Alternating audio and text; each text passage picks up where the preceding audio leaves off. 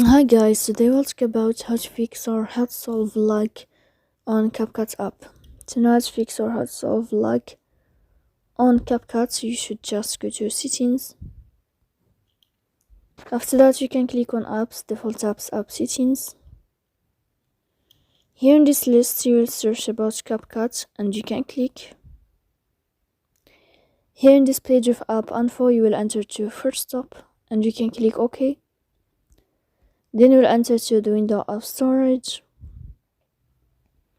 Here you can click clear cache. Don't click clear data because that can cause you errors in your app. And in the end of all these steps, you can turn off your phone and you can wait a moment to turn on your phone again. So please don't forget to support us by like and subscribe.